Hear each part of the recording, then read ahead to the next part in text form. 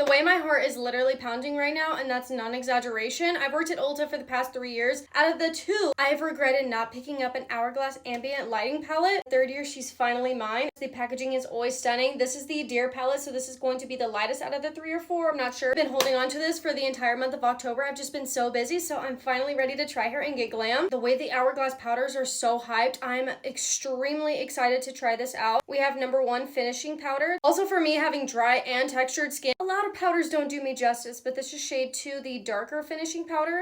That kind of messes my heart up, but the bronzer shade. Of course, 4 is going to be their really soft highlight. And for the last 2, we're going into their blushes. This one looks to be more of like a coral orangey shade. And lastly, for number 6, this just looks like the perfect, soft everyday blush shade. Makeup is almost complete. I just need to set my creams in place. So first, we're going to go in with the bronzer. Really hard to tell from the swatches, but these do have a little bit more of like a sheen kind of glow to them. So with textured skin, I am a little nervous. So far, it's actually looking really pretty on the skin. And this is also supposed to give like a light reflecting kind of effect. So far, loving the bronzer, but now it's time to go into the blush, and I'm really just going to focus more on this pinkier shade. For the swatches looking so soft, the blush is actually really pigmented. Loving the way this is looking on the skin, but since these are more of like a finishing powder, I don't know how they would go as a setting. Now that that's dry, I'm just going in with the leftover powder on my powder puff just to blur my pores because they're so prominent. And since it does give a really pretty glow to the skin, I don't want to emphasize my texture and make it look more like this. I want it to look more like this. Finally, to finish our makeup with the finishing powder, of course, I'm going to go with the lightest shade. And just to see if there's truly a difference, I lightly set 1/2 of my face, and already I can clearly see a huge difference.